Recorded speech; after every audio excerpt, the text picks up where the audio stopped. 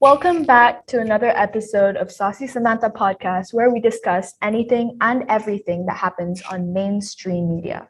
Our hosts today are me, Erwina, and Shri.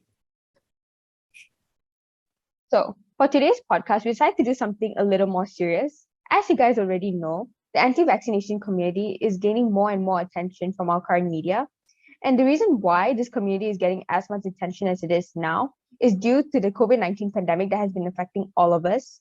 So, just in case anyone isn't aware, anti vaxxers are people who are against receiving the vaccine.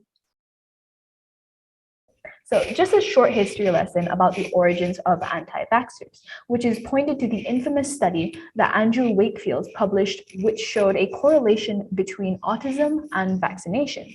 However, this study has long been declared debunked, but unfortunately, these seeds have actually been planted through many, which causes anti vaccination movements to become more prevalent today. There are many discussions that go on in the anti vaccination community, and among them are vaccine skepticism. So today we decided to bring along a guest expert whilst having this conversation. So without further ado, let's invite our guest, Pavitra, onto the show. Hello, thank you for having. Thank you so much for coming, Pavitra, after all the long emails that we've written to you. So I'd like to start by asking, what is vaccine skepticism, according to you? So for years, to be honest, scientists and doctors have treated vaccine skepticism as a knowledge problem. If patients were hesitant to get vaccinated, the thinking went they simply needed more information. But as public health officials now work to convince Americans to get COVID-19 vaccines as quickly as possible, new social science research suggests that a set of deeply held beliefs at the heart of many people's resistance, complicating efforts to bring the coronavirus pandemic under control. Okay, so why would you say people distrust the authorities? Is this because they have falsified or withheld information from the public or anything like that? Okay, about that, using representative of American adults that contain doubts about vaccines, the authors indicate how a common ideology causes failure to scientific authority. For example, Christian nationalism.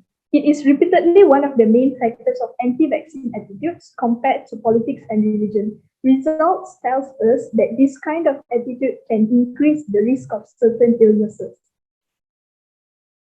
Since we have been talking here amongst ourselves for quite a while, we've actually decided to light up one of our viewers to join the conversation. So, Ching Yi is her name, and she'll be joining us today. I've heard Donald Trump on TV blaming Dr. Fauci for all the misconception to the virus and even crazy stories, like how the vaccine can change your DNA and turn you into a lizard. Although I will admit that the statement where vaccine can alter your DNA and turn you into a lizard is quite far-fetched. As such, I'm quite undecided upon the situation.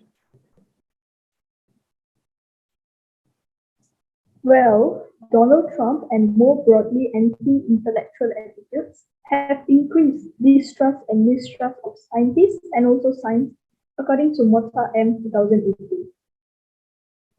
Well, Ching Yi, I would like to know, how do you think this affects everyone else?